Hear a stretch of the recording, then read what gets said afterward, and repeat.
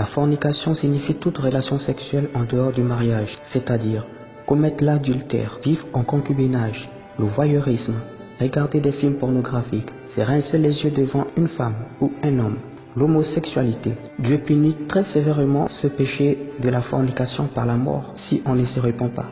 Par exemple, il a détruit le monde entier au temps de Noé à cause de la débauche sexuelle, ainsi que les hommes du temps de Lot. Tous ceux qui commettent la fornication risquent de finir dans les flammes de l'enfer et les temps de feu. Numéro 2. L'idolâtrie. L'idolâtrie se définit comme le fait de rendre un culte à une divinité autre que le Seigneur Jésus-Christ. Il peut s'agir de l'adoration d'une statue, d'une photo, d'une représentation quelconque d'un dieu ou même d'une célébrité. La Bible dit que les idolâtres n'entreront point dans le royaume de Dieu.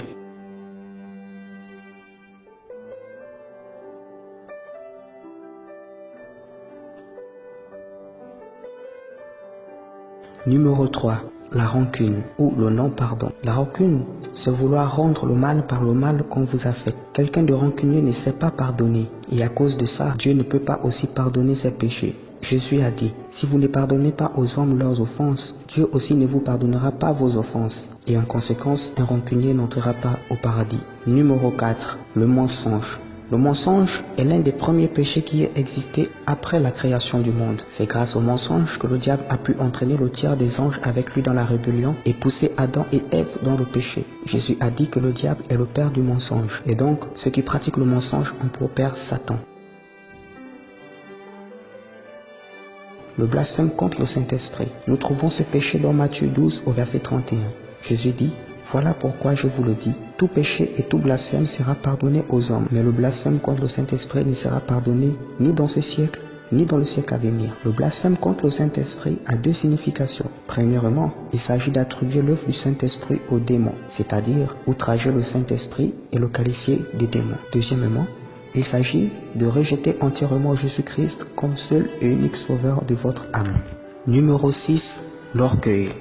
L'orgueil est le premier péché qui anima le diable dans la rébellion. C'est un péché qui va vous pousser à toujours vouloir vous placer au-dessus des autres. L'orgueil est un péché qui vous rendra hautain, imbu de vous-même. La Bible dit que Dieu résiste aux orgueilleux, mais il fait grâce aux humbles. Un orgueilleux ne pourra pas trouver la grâce de Dieu. Numéro 7. Le meurtre. Le meurtre signifie ôter la vie à un être humain. Mais au-delà de cela, Jésus-Christ a dit que celui qui n'aime pas son frère a déjà commis un meurtre. Ou celui qui traite son frère de imbécile ou de raca mérite d'être brûlé par les flammes de l'enfer. Si vous n'aimez pas votre prochain, vous êtes un meurtrier. Et la Bible dit qu'un meurtrier n'a pas la vie éternelle.